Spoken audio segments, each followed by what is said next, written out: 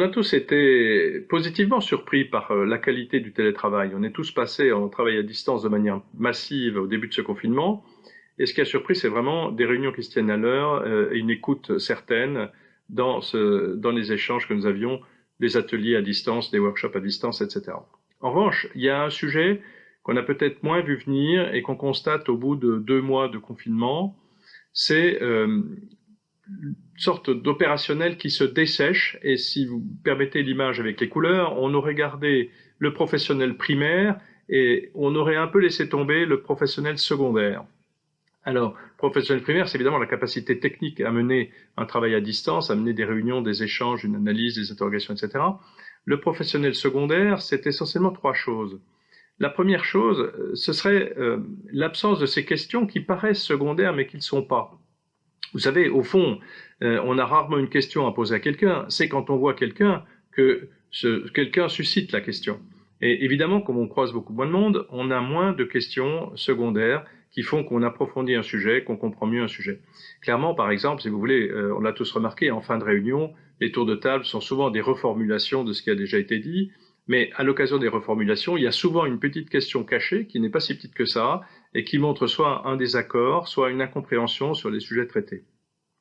Ce premier type de professionnel secondaire est un peu tombé. Un deuxième professionnel secondaire qui est un peu tombé également, je pense, c'est le principe du débat. Le débat, c'est évidemment exprimer son avis, apporter sa technicité, son expertise à une discussion, et on l'a évidemment en télétravail.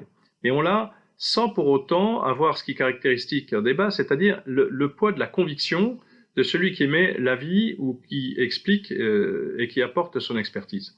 Cet élément de conviction, cet élément d'implication sur le sujet n'est plus tellement présent dans un travail à distance. Le débat existe moins, même si l'échange existe toujours. Le troisième sujet est ce que j'appellerais l'apprentissage, élément professionnel apparemment secondaire au sens des couleurs, qui disparaît. Nous le voyons bien au cabinet, notamment parce que les plus jeunes apprennent beaucoup des plus anciens, apprennent beaucoup de leurs chefs de mission, ou que ceux qui sont sur des expertises qui ne sont pas leur cœur de métier, qui sont dans des clients qui ne sont pas leurs clients habituels, tout le monde a besoin d'apprendre des autres. Tout le monde a besoin d'apprendre par procuration, au fur et à mesure, et au fil des réunions, au fil des échanges qu'on a ensemble et qu'on a avec les clients. Et là, on constate bien que cet apprentissage, évidemment, est beaucoup moins fort que lors de réunions en présentiel, si vous voulez. Donc, au fond, on a perdu un petit peu ce professionnel secondaire, et c'est surprenant en ce sens que je crois que nous pensions tous qu'avec le télétravail, on aurait besoin de retrouver l'affect entre nous, au bureau, dans les réunions, etc. Bien sûr que nous avons besoin d'affect, nous sommes des mammifères intelligents, mais il y a l'intelligence, c'est ce qui fait la partie professionnelle technique, la partie professionnelle primaire. Et l'affect, on a besoin de se retrouver ses collègues, évidemment, pour des raisons affectives.